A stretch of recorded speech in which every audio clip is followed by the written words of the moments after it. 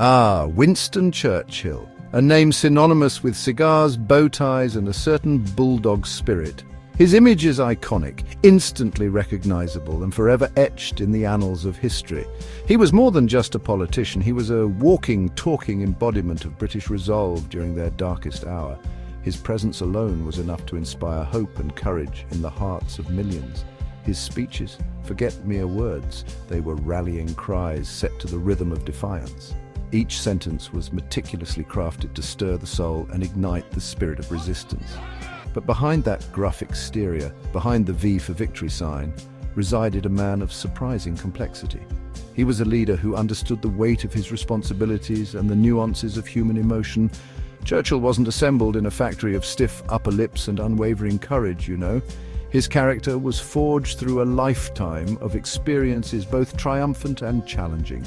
No, he was once a young lad, a bit scrappy, a touch rebellious, with a stammer that would make a lesser man cower. Yet he faced his challenges head-on, never backing down.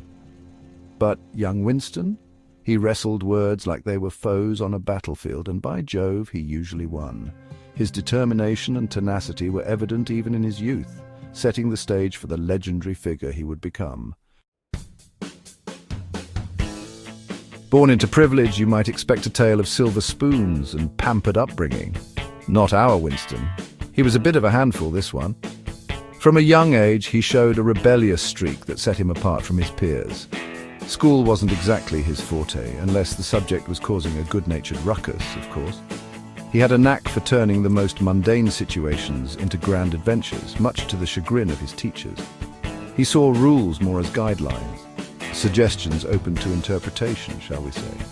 His teachers often found him lost in his own world, daydreaming about far-off places and heroic deeds. He was known for his playful defiance, always pushing the boundaries just a little further. But beneath that mischievous exterior, a keen mind bubbled. He devoured history and stories of bravery, seeds sown for his future. Books became his escape, his window to a world much larger than his own.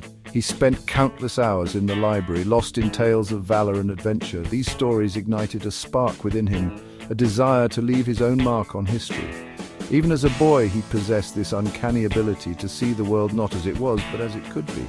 His imagination knew no bounds, and he often dreamed of a future where he could make a difference. He just had a rather unorthodox way of getting there. His journey was never straightforward, but it was this very unpredictability that would one day define his legacy. Fast forward through a colourful military career. Yes, the man saw action. From the battlefields of the Boer War to the trenches of World War I, Churchill was no stranger to the chaos and carnage of war.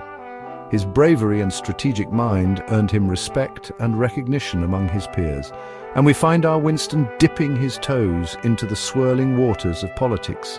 He transitioned from a soldier to a statesman, bringing with him a wealth of experience and a fiery determination to make a difference. And let's be honest, no one could accuse British politics of being dull, could they? The debates were fierce, the stakes high, and the personalities larger than life. But even in that arena of sharp elbows and even sharper tongues, Churchill stood out.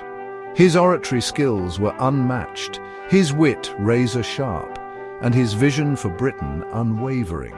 He was a force of nature, rising to the challenge of a world on the brink.